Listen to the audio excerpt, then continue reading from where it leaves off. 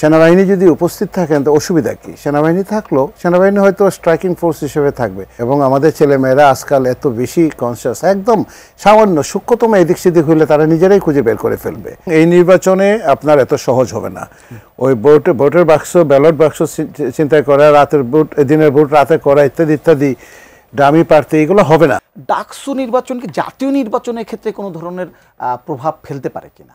না, না, ডাকসু নির্বাচনটা জাতীয় নির্বাচনের মতোই একটা ইম্পর্টেন্ট ইস্যু, ইম্পর্টেন্ট ব্যাপার।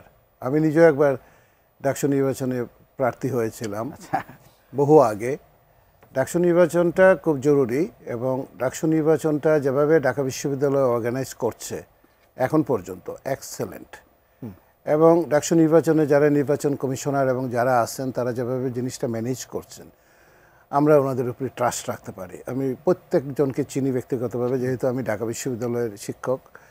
তাদের উপরে আপনি ট্রাস্ট রাখতে পারেন। এখানে কোনো ধরনের কোনো এদিক সেদিক হওয়ার কোনো ধরনের কোনো সুযোগ নাই।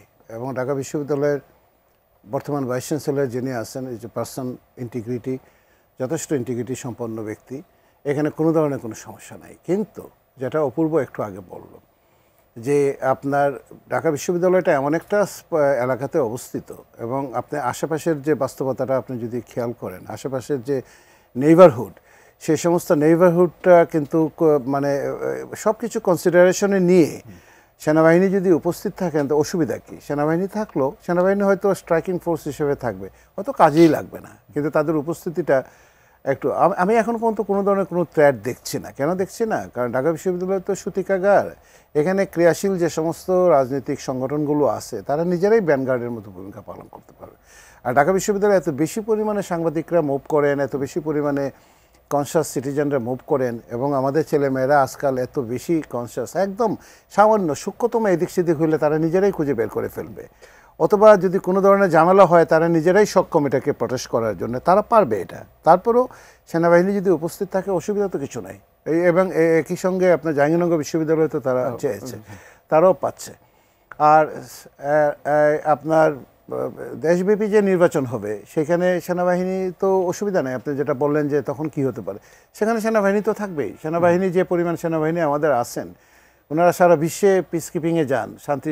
না, অনেকে বলছেন যে যদি একটা ডাকসুর মতো নির্বাচনে এত নিরাপত্তা দিতে হয় তাহলে আসলে না, আমাদের জাতীয় নির্বাচনে যে পরিমাণ সেনাবাহিনী মোতায়েন করার প্রিপারেশন আছে তাতে প্রতি জেলা এবং উপজেলাতে যে কয়জন পড়বেন প্রতি উপজেলাতে এনাফ, তারা তো স্ট্রাইকিং ফোর্স হিসেবে থাকবেন। এবং এই নির্বাচনে আপনার এত সহজ হবে না।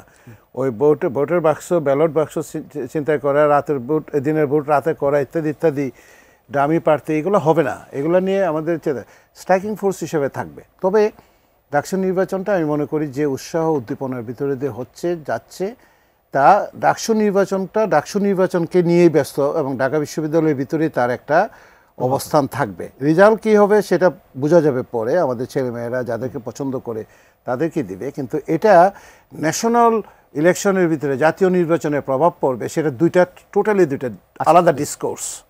এখানে হলো জেনজিদের জায়গা, মিলেনিয়াম আলফাদের জায়গা, আর হোল নেশনের যে ভোট ব্যাংক অথবা ইলেকটোরাল যে সিস্টেম, সেটা টোটালি আলাদা একটা ব্যাপার। সেটা আমার মনে হয় না কোনো প্রভাব পড়বে। সেটা প্রভাব বা একই সঙ্গে যে সমস্ত নির্বাচনী যে সমস্ত অপিনিয়ন পোল যেগুলো বের হচ্ছে বিভিন্ন জায়গা থেকে, তারা রিসার্চ মেথোডোলজিতে প্রচণ্ড ধরনের সমস্যা ছিল। আমরা আলোচনা করার সুযোগ পাইনি ব্যস্ততার কারণে। এই সমস্ত রিসার্চ মেথোডোলজি নিয়ে এই ধরনের অপিনিয়ন পোলের কোনো, আমি মনে করি এগুলো মিনিংলেস।